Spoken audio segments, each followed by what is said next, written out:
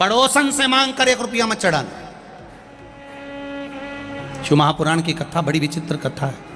मंदिर में दर्शन करने गए हो, तुम्हारी जेब में 10 रुपए नहीं है, 5 रुपए नहीं है, किसी से मांग कर 10 रुपए या 5 रुपए मंदिर में मत चढ़ाना।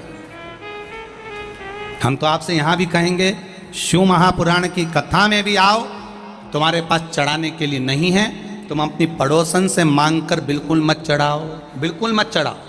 क्यों? भगवान के सामने खड़े होकर, मेरे महादेव के सामने खड़े होकर, शिव के मंदिर में खड़े होकर भी हम अगर अपने पड़ोसी से, अपने पड़ोसन से कुछ मांग कर अगर भगवान को चढ़ाएंगे तो भगवान को कितना बुरा लगेगा कि जगत का पिता यहां बैठा है और तू संसार वालों से मांग कर चढ़ा रहा है। जगत का पिता यहां बैठा और तू संसार वालों से मांग रहा। अगर तुझे मांगना ही है तो शिव महापुराण की कथा कहती है, देव आदिदेव महादेव के मंदिर में किसी से मांग कर नहीं चढ़ाना। देव आदिदेव महादेव के मंदिर में अगर आप पूजन करने के लिए गए हो,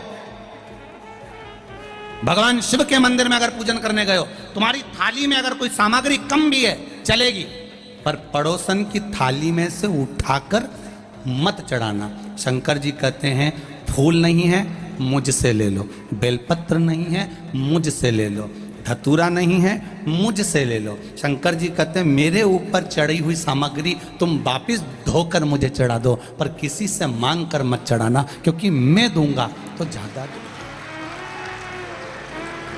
अब आप प्रैक्टिकल कर देखो। अब एक प्रैक्टिकल करिएगा आप। पड़ोसन की थाली में से जो जो सामान उसने थाली में रखा, जो जो सामान रखा, उसका नरियल, उसकी अगरबत्ती, उसका दिया, सब तुम उठा के भगवान पे चढ़ाया हो। एक बार प्रैक्टिकल करके देखना हो।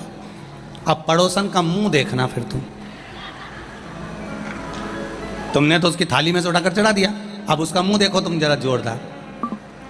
अभी तक तो वो ब्रह्म कुमारी थी, थोड़ी देर में चंद्र घंटा बनने में उसको देरी नहीं लगेगी, थोड़ी देर चढ़ा दिया तुमने तो महादेव को। अब पड़ोसन को ये लगना चाहिए कि मैंने नहीं चढ़ाया तो इसने चढ़ा दिया, उसमें क्या दिक्कत है, पर नहीं, उसका मुंह फूल गया। मेरी थाली, मेरा सामान, मेरी पूजन की सामग्री इसने कैसे चढ़ा दी, इसने कैसे दे दिया, बुरा लग जाए। पर अब शिव जी के पास में बेलपत्र चढ़ी है, शंकर जी के पास में बेलपत्र चढ़ी है, शंकर जी के पास में धतूरा चढ़ा है। शिव जी से बेलपत्र मांगा तुमने, शंकर जी से बेलपत्र लिया तुमने, और वही बेलपत्र देवादिदेव महादेव का लेकर तुमने शंकर जी को चढ़ा दिया। शंकर जी को बुरा नहीं लगा, शंकर जी प्रसन्न हुए हैं। क्यों? शंकर जी ये जानते हैं, बहू सास से कुछ मांगे तो अच्छी लगती है, बहू पड़ोसन से कुछ मांगे तो अच्छी लगती है क्या? अरे बोलो तो री बेटमा की जीजिए, तुम्हारे घर की बहू, तुम्हारे घर की बहू, तुम्हारे यहाँ कोई मिलने आया अड़ोसन पड़ोसन, उससे कह दे, मम्मी तुम, काकी जी हमको ला दोगी क्या, काकी जी हमारे यहाँ तुम अचार ला दोगी क्या, काकी जी तुम ये सामान ला दोगी क्या, तो सास को बुरा नहीं लगेगा? सास का नाम लिया तो लाइट भी आई गई।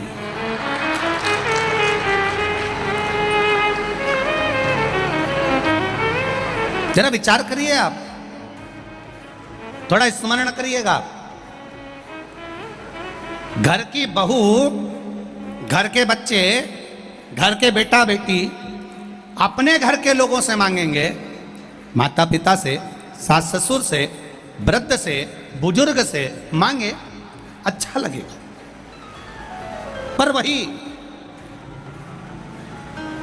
पड़ोसी से मांग रहे हैं, दूसरे से मांग रहे हैं, अच्छा नहीं लगेगा। अगर दूसरे से मांग रहे हैं तो श्रेष्ठ नहीं लगेगा।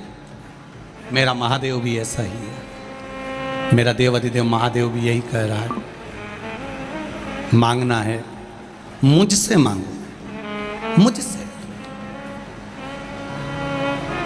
दूसरे देंगे तो तेरा पेट नहीं भराएगा, दूसरा अगर देगा तो तेरा पेट नहीं भराएगा। देवादिदेव महादेव कहते हैं, अगर गोरापति शिव शंकर और घड़ी अगर देगा तो आधा चावल के दाने से जब वो संसार का पेट भर सकता है, त्रिशूल को मात्र हिलाने से पूरे ब्रह्मांड को हिला सकता है, तो शिव की कथा कर रही है केवल उसकी दृष्टि पड़ते से ही तेरे पूरे कुटुंब का पेट भरा सकता है, केवल दृष्टि।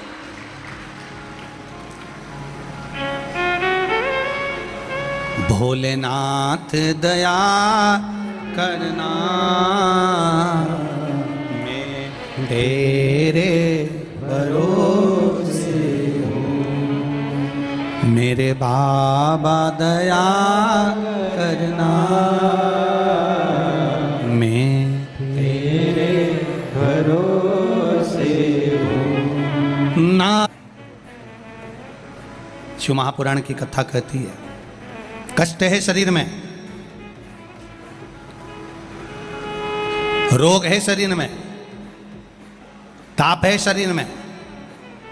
इस ताप को, रोग को, कष्ट को कोई दूसरा नहीं झेलेगा, झेलना आपको पड़ेगा।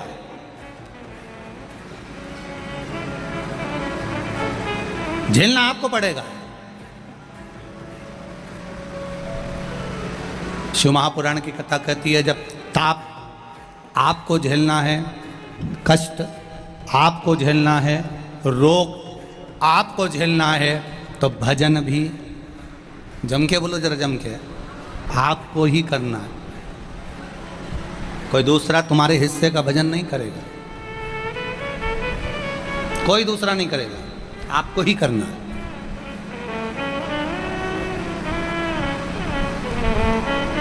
चले, ब्राह्मण शिव महापुराण की कथा मंदिर के अंदर बैठकर कर रहे थे। चिल्ला पड़े हर हर महादेव। जैसे ही बोले हर हर महादेव, देवराज को क्रोध आ गया। देवराज को लगा मेरे तो शरीर में ताप पड़ रहा है, बुखार आ रहा है, शरीर में कष्ट हो रहा है और रोग हो रहा है, बीमारी हो रही है, और ये पंडित जी को पड़ा हर हर महादेव बोलने का। थोड़ी देर पंडित जी ने कथा सुनाई, फिर बोल दिए हर हर महादेव, फिर बोले, फिर लगा इसको। बड़ा विचित्र ब्राह्मण है, थोड़ी थोड़ी देर में चिल्ला रहा है हर हर महादेव, हर हर महादेव, हर हर महादेव। आ गया गुस्सा, चोरी का सामान उठाया, चल दिया वापिस। सीधे चोरी के सामान को उठाकर जो मंदिर से बाहर निकला, उसको नहीं मालूम था कि यह बेलपत्री का वृक्ष है। उस वृक्ष के नीचे बैठ गए।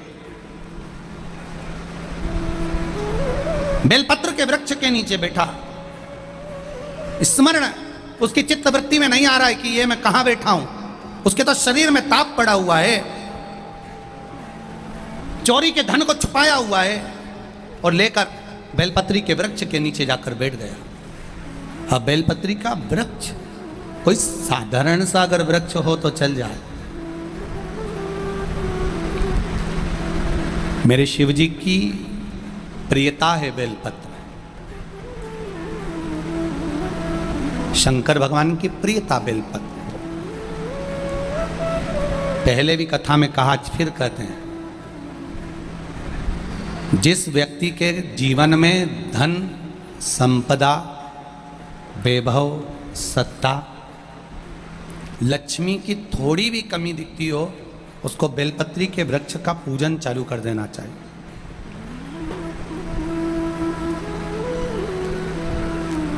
जाओ सोमवार के दिन बेलपत्र वृक्ष के नीचे जल चढ़ाकर, जल का सिंचन कर कर, उसी बेलपत्र के नीचे शाम के समय पर संध्या काल में, प्रदोष काल में भगवान देवाधिदेव महादेव गौरी शंकर का स्मरण करो।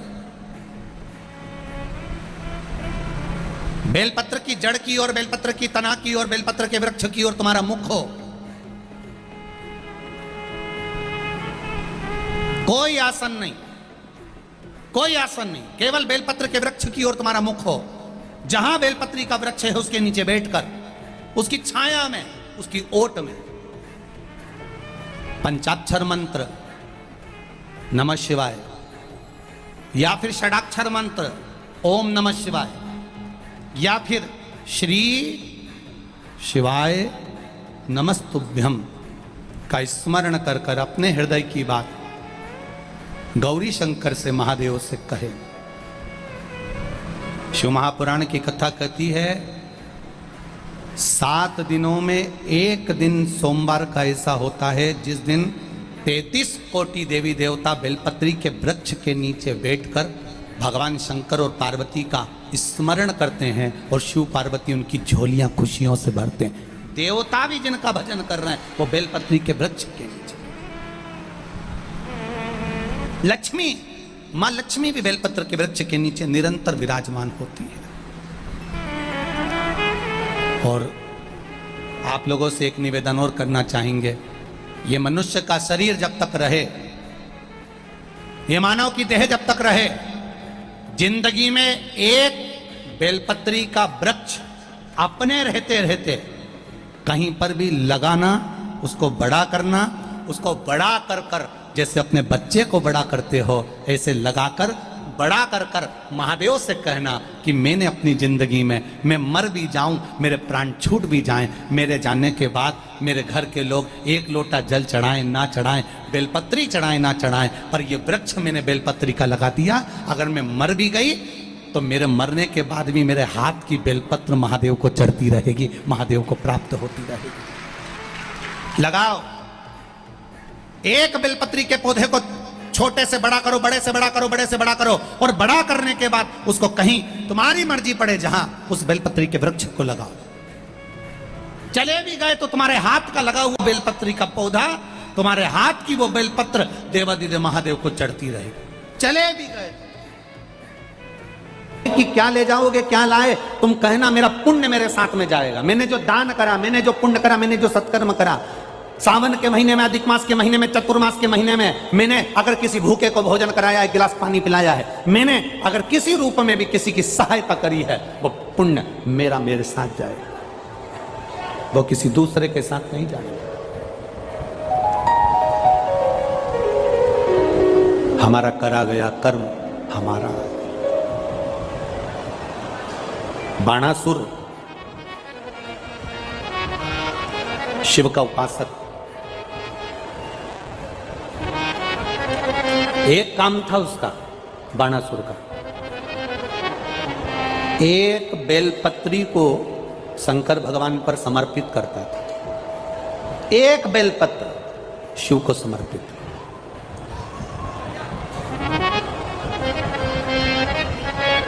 एक सोने का सिंहासन ले लो, आधा किलो, आधा किलो सोने का सिंहासन बनवाओ, उस पे एक शालिग्राम भगवान की शिला रख दो, उनका श्रृंगार भी सोने से कर दो, हीरे पन्ने से कर दो, और उस सिंहासन को किसी एक ब्राह्मण को अगर हम दान कर दें, उससे दुगना फल एक बेलपत्री शंकर भगवान को समर्पित करने से प्राप्त हो जाता है। सोने के सिंहासन पर बिठाकर भी शालिग्राम शिला को हम किसी को दे रहे हैं, जितना पुण्य वो प्राप्त होगा उससे दुगना पुण्य एक बेलपत्र शंकर भगवान को मात्र समर्पित कर देने से उतना पुण्य हमें पहुंच जाता है। एक बेलपत्र, एक बेलपत्र साधारण है क्या? ये बेलपत्र कोई सहज है क्या?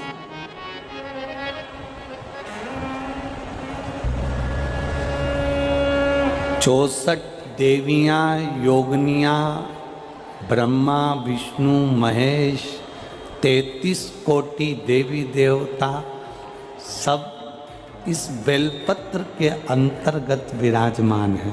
इस बेलपत्र में बारिश का मौसम चल रहा है, सावन भादो, ये सब बारिश के मौसम है। आप जिंदगी में एक काम अच्छा करिएगा, अपनी इस मनुष्य की देह से एक बेलपत्री का वृक्ष कहीं ना कहीं जरूर लगा देना, जिससे आप संसार से भले चले जाओ पर आपके द्वारा वृक्ष पृथ्वी पर रहे और उसकी पत्ती टूटकर महादेव को चढ़ती रहे तो हमारी जिंदगी सार्थक हो। एक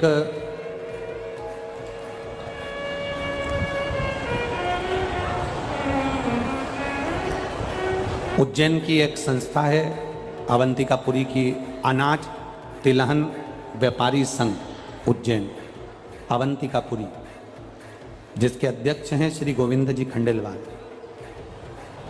ये अनाज तिलहन व्यापारी संघ उज्जैन के द्वारा 60,111 बेलपत्री के पौधे पूरे उज्जैन में घर घर में लगाए जा रहे हैं। एक बार जोरदार ताली बजाएं।